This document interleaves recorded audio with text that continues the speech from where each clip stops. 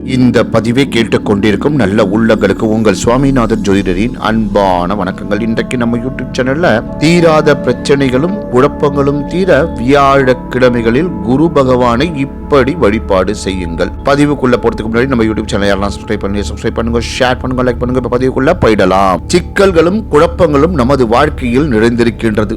சில நேரங்களில் வாழ்க்கையில் தடுமாற்றம் ஏற்படும் போது, சரிவுகள் ஏற்படும் போது நம்முடைய வாழ்க்கை சரியான பாதையில் தான் செல்கின்றதா என்ற குழப்பம் நம்மில் பல பேருக்கு இருக்கும். பிரச்சனை என்பது நம்மோடு முடிந்து விடுவது அல்ல, நம்முடைய குடும்பத்தையும் பாதிக்கக்கூடியது. வாழ்க்கையில் தீராத சிக்கல்கள் இருந்தாலும், முடிவெடுப்பதில் குழப்பம் இருந்தாலும், குழப்பத்திலிருந்து தெளிவு பெற குரு பகவானை இப்படி வழிபாடு செய்யலாம். வியாழக்கிழமை குரு பகவானை வழிபடுவதற்கு மிகுந்த உகந்த நாளாகும். இதனையே வியாழக்கிழமை குருவாரம் என சொல்வதுண்டு. குரு பகவானை அருளை பெறுவதற்குரிய சிறந்த விரதம் வியாழக்கிழமை விரதம். இந்த விரதத்தை 3 ஆண்டுகள் சரியானபடி அனுஷ்டிப்பவர்களுக்கு குரு பகவானின் பூரண அருள் வாழ்நாள் முழுவதும் கிடைக்கும். அது மட்டுமல்லாது திருமண தடை நீங்கும் என்பது ஐதீகம். நவகிரகங்களில் பூரண சுபபலம் பெற்றவர் குரு பகவான். தேவர்களுக்கு குருவான இவரை பிரகஸ்பதி என்றும் வியாழ பகவான் என்றும் அழைப்பார்கள். ஞானம், கல்வி, செல்வம், திருமணம், குழந்தை பாக்கியம் போன்றவற்றை அருளும் குரு பகவானை வியாழக்கிழமைகளில் வழிபடுவது கூடுதல் பலன்களை தரும்.